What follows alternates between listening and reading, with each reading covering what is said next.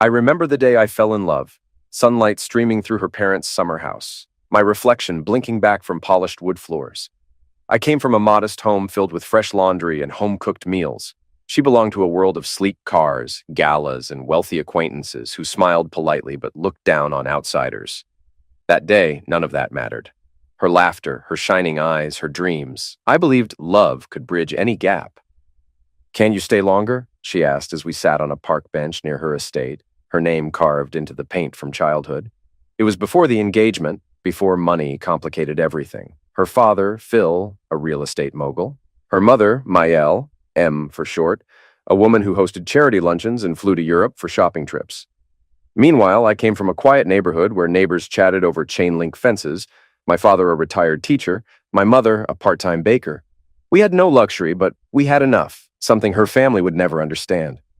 "I have an early shift at the sporting goods store," I told her. She pouted, leaning against me. "I just hate it when you leave." Her warmth in that moment made everything else fade. I didn't care about my dusty shoes or last year's jeans. I thought she loved me anyway. Our romance grew, but so did my awareness of her parents. Maëlle, poised and sharp, could silence a room with a glance.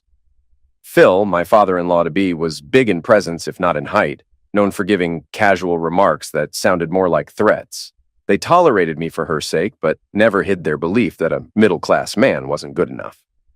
"Congratulations," Phil said, shaking my hand stiffly the night we announced our engagement. "We're, happy for you both." "Thank you, sir," I said. "Just Phil is fine," he said. "We'll see how all this works out." Those words rang in my ears. "We'll see how all this works out." A chill lingered, one I tried to ignore by focusing on my fiancé's radiant smile. Still, deep down, I sensed that these people saw me as an intruder into their world. A few days later, my wife-to-be and I visited her parents' house to set a wedding date. Maëlle and Phil sat us down at a polished mahogany table. Phil pushed a folder across the surface. "I have something I need you to sign," he said. Inside was a prenuptial agreement. It spelled out that any inheritance or trust funds that came from her family, properties, businesses, large gifts, would remain solely hers. Meanwhile, any major assets we acquired during our marriage, including lotteries or game show winnings, would be considered marital property. The sections about windfalls were suspiciously detailed, especially under the heading Financial Windfalls and Gains. They had practically zeroed in on the possibility of a jackpot scenario. My name was sprinkled through in formal legalese. The prospective spouse consents to— "Is this absolutely necessary?" I said. "Standard procedure in well-off families," Maëlle said, her voice smooth as silk. "You understand." I glanced at my fiancée for support. She stood off to the side, her face unreadable. I guess it's not a big deal," she said. "My parents just want to protect family assets. It won't change anything between us." I should have protested more, but I was deeply in love and anxious to keep the peace. I reasoned that if I genuinely cared about her, signing a few forms was no big deal. I pressed the pen to the paper, my signature forever binding me to the terms of an agreement I only half understood. As I signed, Phil watched me with an oddly triumphant half smile. "Welcome to the family," he said. 6 months later, we had a lavish lakeside wedding. My parents were stunned by the extravagance. Imported flowers, a 5-tier cake, a live orchestra. I'd never seen my father so out of place. He wore his best suit, still looking uncomfortable under the scrutiny of distant relatives who kept asking, "So, how did your son meet her?" Despite the tension, the wedding photos showed a day of sunshine and laughter. My wife looked stunning in her lace gown, and I felt unstoppable in that moment, like we were forging a union of love stronger than any social or financial gulf. We moved into a condominium that Phil called a gift. In reality, he'd paid the down payment, but I was expected to cover monthly mortgage payments. My father-in-law didn't phrase it like an ultimatum. He simply said, "You'll handle the monthly bills, right, son?" And so I did, quietly ignoring the sense that I was paying rent on a place he still emotionally owned. Our first few years saw typical spats over money and parental interference. My in-laws would drop by unannounced, sometimes bringing new furniture that clashed with my style, or rearranging the living room because their decorator suggested a better layout. I swallowed my irritation whenever my wife waved off my complaints. "They're just trying to help," she said. I started noticing that everything about our life was an extension of their tastes, their control. But I told myself all couples have issues with in-laws. We'd get past it. One day I got a call at work from my wife. Her voice was trembling with excitement. "You won't believe this," she said. "I just won the lottery." I nearly dropped my phone. "Wait, what?" "I swear it's real. $9 million. I bought a ticket at a gas station on a whim and the numbers matched." That's incredible," I said.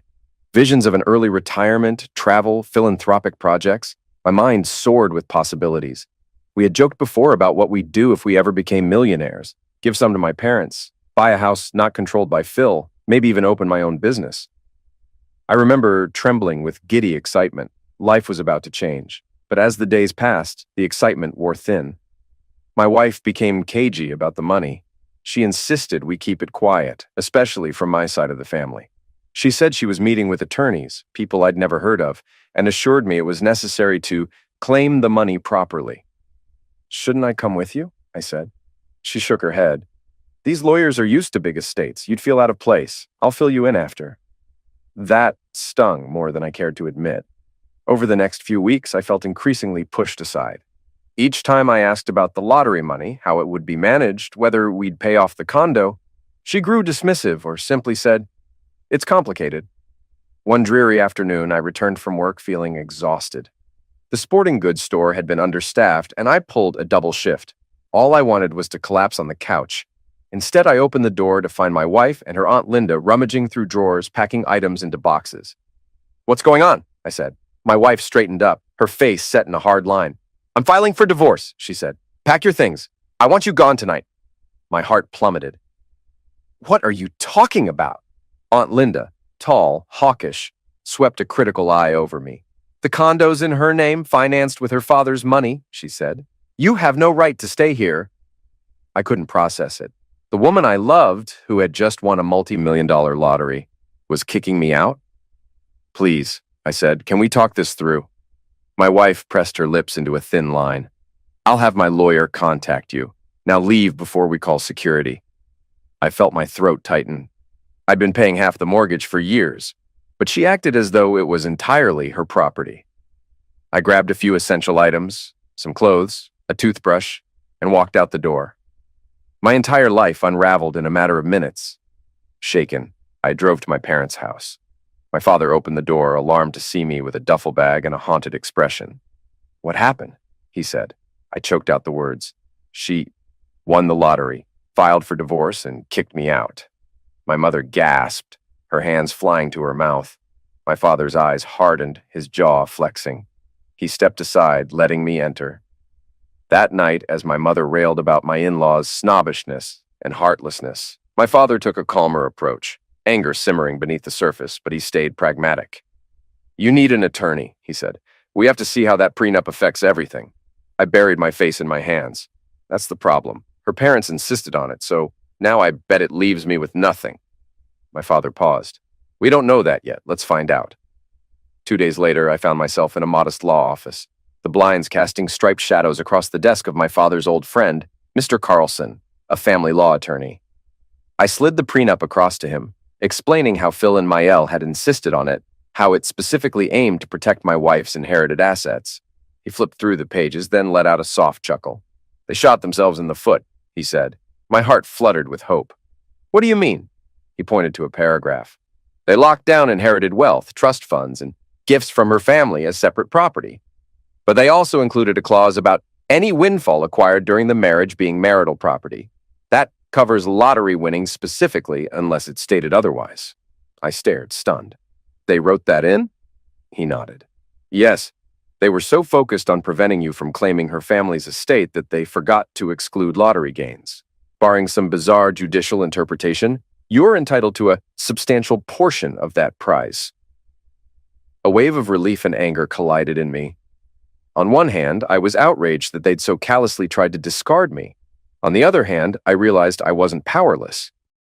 That same week, rumors began to circulate that my wife was living it up, and not alone.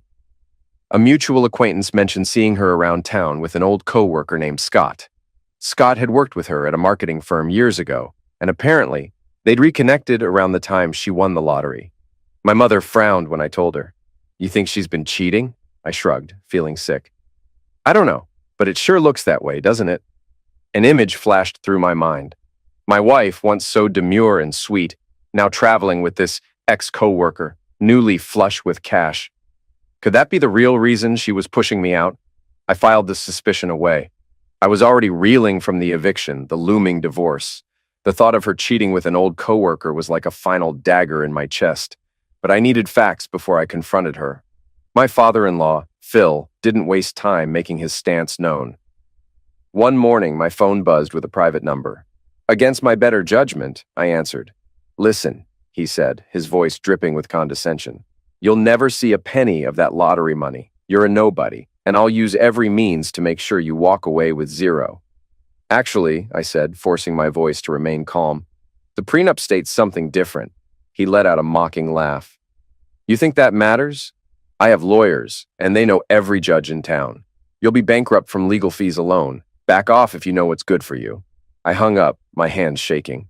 Mr. Carlson had predicted intimidation tactics, and they were already in play. My father's advice echoed in my mind. Document everything. I typed up the details of the call, emailed them to my lawyer, and saved the voice message for the record. The tension escalated. My mother-in-law, Maëlle, approached me outside my parents' home 2 days later. She wore an impeccable designer coat, her hair pinned in an elegant twist, but her eyes gleamed with anger. I have a proposition for you, she said, glancing around to ensure no neighbors were listening. What is it? She handed me a piece of paper that listed a dollar amount. It wasn't even enough to cover half the mortgage payments I'd already made on the condo. Take this and walk away, she said. It's more than you deserve. I exhaled a humorless laugh. You're joking, right? Her brow furrowed. You're from a humble family. This sum is generous for someone of your background. Why drag this through the courts? I tore the paper in half. No thanks, I'll see you in court, she scoffed, turning on her heel. Ungrateful, she hissed, striding off to her waiting car. The engine roared and she was gone. Meanwhile, I kept hearing rumors about my wife spending time with Scott, the ex-coworker. One day, I ran into Angela, a mutual friend, at a coffee shop. Sorry to pry, she said, but are you two separated? I saw your wife with Scott at a fancy restaurant. They looked close. My stomach clenched. They're probably just friends, I forced out. Angela sighed. They were holding hands. The floor dropped beneath me. She had likely been cheating, using the lottery win to cut me loose. I swallowed my anger, no public scene. Mr. Carlson filed a motion to freeze the lottery funds. The next day, my father-in-law's lawyers tried to block it, and failed. We pursued a contested divorce, arguing the prenup clearly included all windfalls acquired during marriage. I had contributed financially from day one.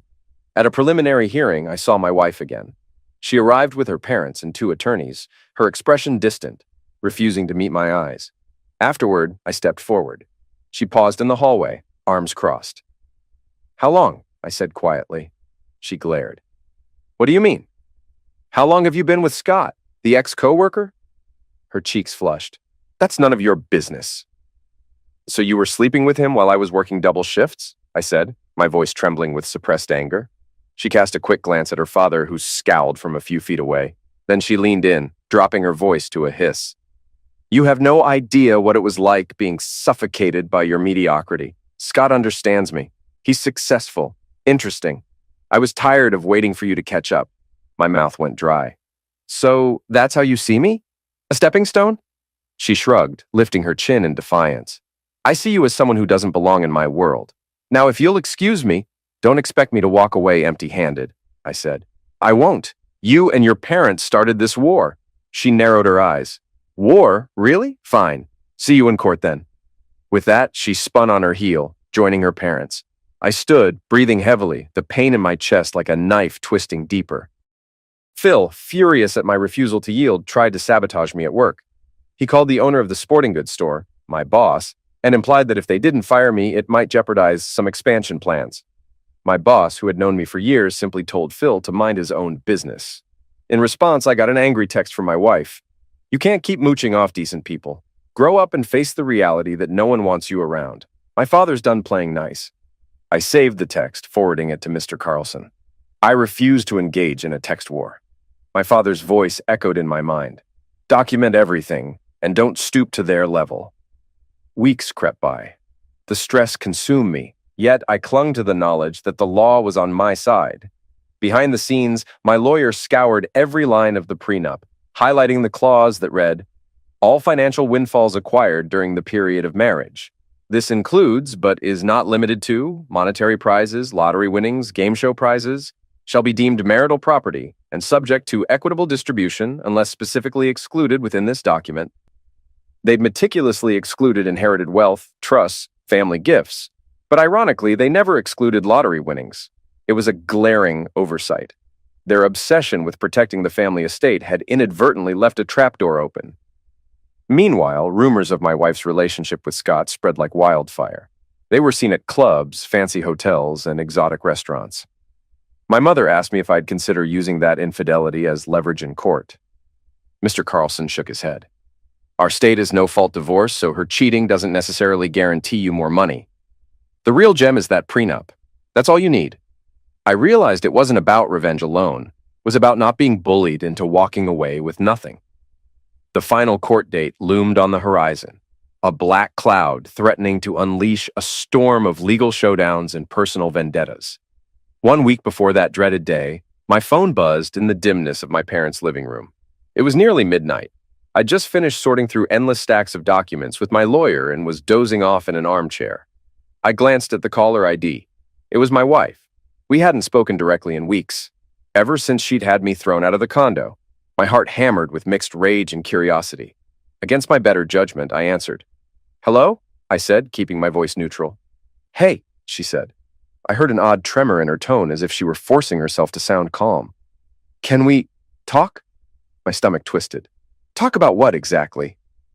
She hesitated, exhaling a shaky breath. I don't want things to get too messy in court. Maybe we can settle this ourselves. Come to some arrangement that's fair for both sides. Her words made me laugh bitterly. Fair for both sides? She and her parents had tried to bury me from day one, kicking me out, labeling me a parasite, claiming the lottery ticket was hers alone. Now she wanted to speak of fairness? Define fair, I said, my voice colder than I intended. She let out a quick, impatient sigh.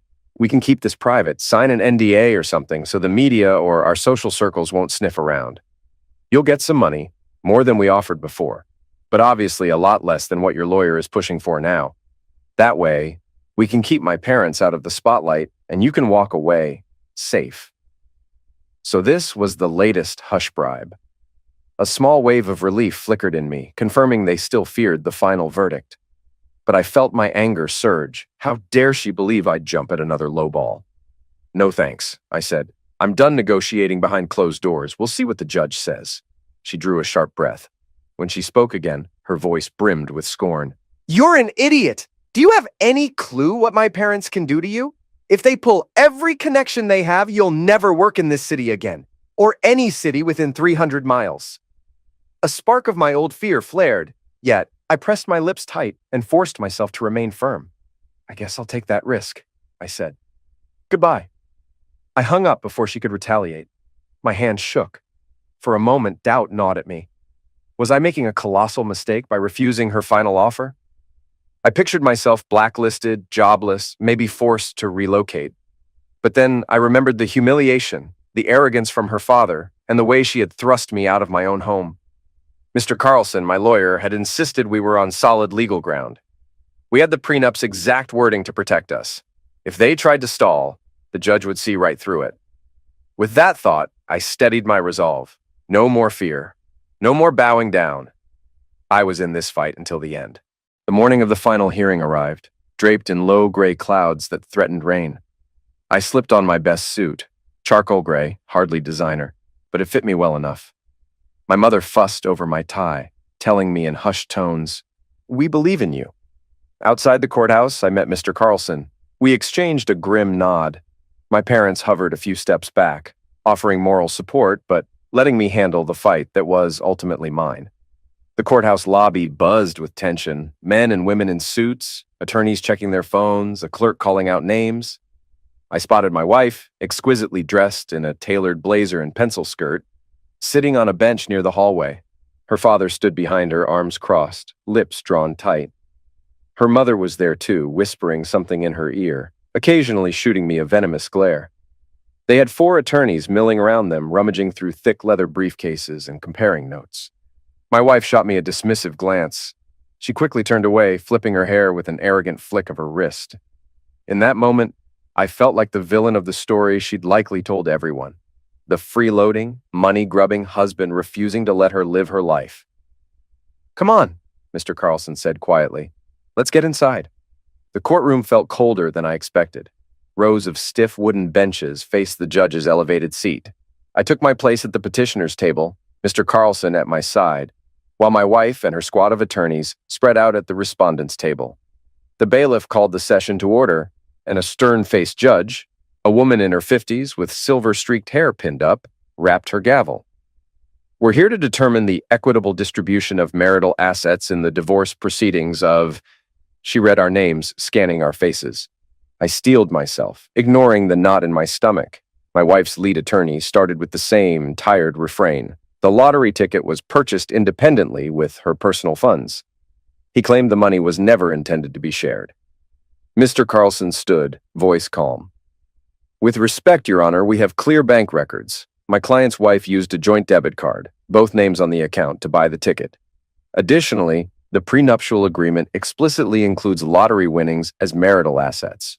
At that, the judge lifted a brow. She motioned for Mr. Carlson to hand up the relevant documents. I watched my father-in-law's face twitch with annoyance. When my wife finally spoke, her voice carried a sharp edge. "I never intended to cheat him. My parents were just extremely worried about opportunists coming after me. I was under pressure and things escalated. I'm sorry if it felt abrupt." Felt abrupt? She tossed me out onto the street with no warning. I clenched my jaw but said nothing. The judge studied her over the rim of her glasses, unimpressed. Then her father's lawyer took a more aggressive tack. I was the unscrupulous villain. "Your Honor, this man contributed almost nothing to the household. He was reliant on my client's father's generous down payment for their condo. He was, in essence, freeloading off her family wealth. We ask that the court recognize he has no rightful claim." Freeloading. The word stung. Mr. Carlson calmly fired back. "We have receipts for monthly mortgage payments, utility bills, groceries. My client paid thousands over the years. He certainly didn't freeload. In fact, he contributed far more than they admit." We spent hours lobbing evidence back and forth. The tension in the air was electric. Every claim met with a rebuttal. My wife's gaze turned increasingly hostile. I felt the hateful glare from her parents like daggers in my back. By late afternoon, the judge rapped her gavel lightly. "I want quiet in this courtroom," she said, voice firm. Papers rustled as attorneys paused their frantic note-taking. She picked up the prenuptial agreement with a wry twist of her lips. "In reviewing the language here," she said, "it is quite clear that any financial windfall arising during the marriage is considered marital property, subject to equitable distribution. This court sees no ambiguity in that. Therefore, the lottery winnings in question are indeed a shared marital asset." A hush fell over the room. My father-in-law's jaw clenched. My wife blinked rapidly, color draining from her face. The judge continued, turning her gaze on my wife. "Additionally, you evicted your spouse from the condominium with no formal notice or due process, despite his financial contributions. This action was both unkind and legally relevant to the question of fairness." I caught a faint smirk from Mr. Carlson, though he hid it well. The judge's next words sealed everything. "Therefore, the court rules that the lottery winnings shall be subject to an equitable split, with a substantial portion awarded to the petitioner." She glanced in my direction, then added, "Furthermore, the petitioner is entitled to reimbursement for his share of the mortgage, utilities, and other marital expenses he covered." It was everything we had hoped for. Relief flooded me, but I kept my expression neutral. The judge's hammering final words echoed through the quiet. "We will reconvene if needed for final calculations, but that is my ruling. Court adjourned." She slammed the gavel and the bailiff called, "All rise." We stood. My knees felt weak. The war was effectively over. As soon as the judge left, the courtroom exploded into a murmured uproar. Reporters, the few who had gathered outside for local gossip, pressed forward, trying to peer into the doors. My father-in-law marched up to me, his face an alarming shade of red. "This isn't over," he hissed. "You have no idea what we can still do. We'll appeal, I squared my shoulders, letting the swirl of resentment and triumph mingle. It is over, the judge decided. My wife stood off to the side, arms wrapped around herself, tears brimming in her eyes, but they looked more like tears of rage than sadness. My mother-in-law glowered from behind, whispering sharply at her daughter. Mr. Carlson gently touched my arm. "We should go," he said. "Leave them to their meltdown." But before I could turn, my wife suddenly launched herself at me. Her expression twisted, and an animalistic sound tore from her throat. "You worthless scum!" she shrieked. "You ruined me!" She swung her purse, aiming for my shoulder. I managed to duck, but not before she clawed at my sleeve. The bailiff and a security officer rushed forward, trying to intervene. "Ma'am, you need to step back," the bailiff commanded. Her father, stunned, barked, "What are you doing? Stop it!" But she was beyond reason, tears streaking down her cheeks, spitting fury. "You think you've won?" she yelled, voice echoing in the high-ceilinged chamber. "You're just a parasite who fooled everyone into believing you were decent. You disgusting gold-digging liar!" I stumbled backward, adrenaline spiking. I'd never seen her this unhinged, not even during our worst fights. My mother gasped in horror from across the aisle. Mr. Carlson slid in front of me, arms slightly raised as if to shield me. A security officer grabbed my wife's arm. "Ma'am, calm down, or we'll have to remove you." She struggled, face contorting with rage. "Let go!" she screamed. "He's stealing my money! How can you people allow this? Do you know who my father is?" The officer tightened his grip, forcibly pulling her away from me. "Enough," he said. "Court's over. We don't tolerate violence here." My wife's attorney scrambled forward, holding up his hands. "Your Honor," but the judge had already departed. Another clerk rushed in, appalled at the commotion. In a swirl of suits and confusion, my wife was restrained, continuing to hurl insults at me. Her father looked aghast, caught between wanting to protect his daughter and not wanting to cause a bigger scene. My mother-in-law pressed a hand to her mouth. The bailiff, motioning for more security, barked, "She's assaulted him in open court! That's contempt! She'll have to answer to the judge!" My wife spat on the ground, trembling with rage. "He's the one who used me! He married me for money! He's the villain, not me!" I could only stare, heart pounding. In that moment, I realized how far gone we both were. She with her arrogant meltdown, me with my seething anger. We'd turned into caricatures of a broken marriage, a violent spectacle for all to see. Security hustled my wife out of the courtroom, pulling her toward the hallway where the judge's chambers were located. I heard shouts, muffled by the thick walls, as she presumably argued with the officer. My father-in-law trailed after them, waving his arms and demanding they release her. Mr. Carlson exhaled. "That was unexpected." I swallowed, my throat dry. "She lost it." We waited on the benches for what felt like an eternity. Meanwhile, my mother approached, tearful and shaking. "Are you all right?" "I'm fine," I said, though my voice sounded hollow in my ears. Minutes later, a stern-faced bailiff informed us that the judge had pronounced an immediate contempt citation. My wife would be required to pay a substantial fine for assaulting me in court. She was also ordered to remain in custody until she could be processed, albeit briefly, for her outburst. "They're not pressing further charges," the bailiff said, eyeing me. "Do you want to file an assault charge?"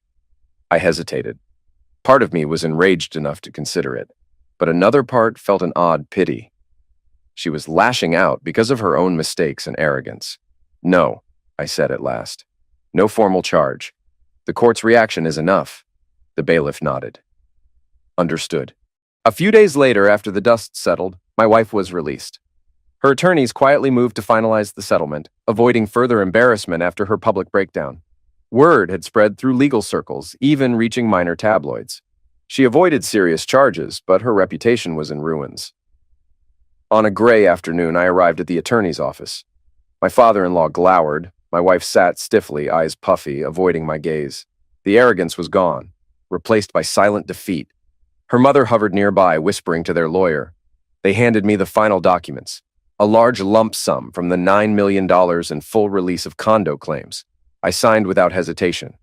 Mr. Carlson reviewed every page before sliding me the pen. "Congratulations," he murmured. My ex-wife signed, lips tight. Her father shoved a check across the table. "Take it. Hope you're happy."